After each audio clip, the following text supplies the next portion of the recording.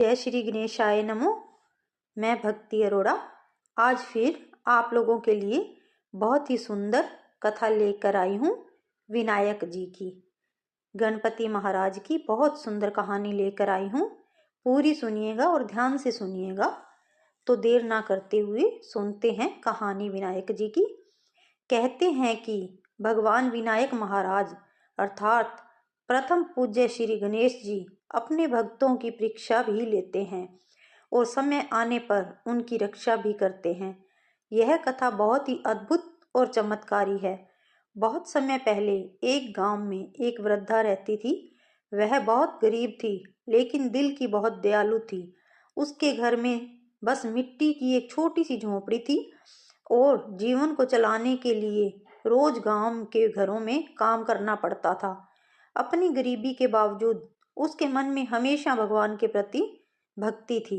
वह रोज एक बात कहती थी, हे विघ्नहर्ता गणपति महाराज, मेरे घर भी कभी सुख समृद्धि आए। इसी भक्ति और विश्वास के कारण एक दिन भगवान विनायक जी ने उसकी परीक्षा लेने का निश्चय किया। एक दिन दोपहर के समय विनायक जी एक साधारण से बालक का रूप धारण करके वृद्धा के घर आए।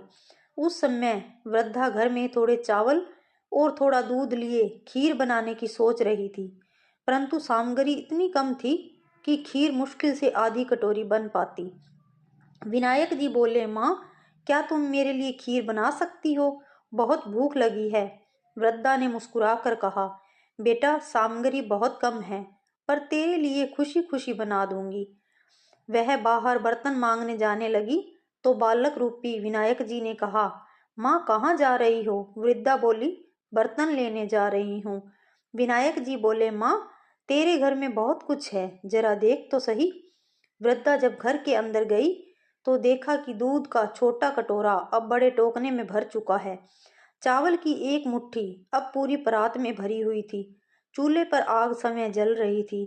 वृद्धा समझ गई, यह कोई साधारण बालक नहीं, यह तो मेरे विनायक जी समय आए हैं। उसने प्रेम और श्रद्धा से खीर बनानी शुरू की। जैसे जैसे खीर पकती उसकी खुशबू पूरे घर में फैलने लगी। खीर तैयार होते समय वृद्धा की बहू किचन में आई। वह लालची और स्वभाव से रूखी थी। वह बोली, माँ जी, खीर तैयार हो रही है और मुझे भूख लगी है। यह कहते हुए उसने चुपके से कटोरी भर कर खीर निकाल ली और खाने लगी। विनायक जी मुस्कुराए। वृद्धा ने खीर पूरी बनने के बाद कहा, बेटा, आ खीर खा ले। विनायक जी बोले, माँ, मैंने तो खा ली। वृद्धा ने आश्चर्य से पूछा, बेटा, कब खाई? विनायक जी बोले, जब तेरी बहू ने खाई। वृद्धा शर्मा गई। वह बोली, बेटा, बहू ने तो झूठी कर ली खीर। विनायक जी बोले, माँ, झूठा या साफ मेरे लिए समान है, पर अब एक काम करना, यह खीर बांट देना। वृद्धा ने प्रेम भाव से खीर बांटनी शुरू की। जिस किसी को भी खीर दी उनके घर में सुख समृद्धि आने लगी।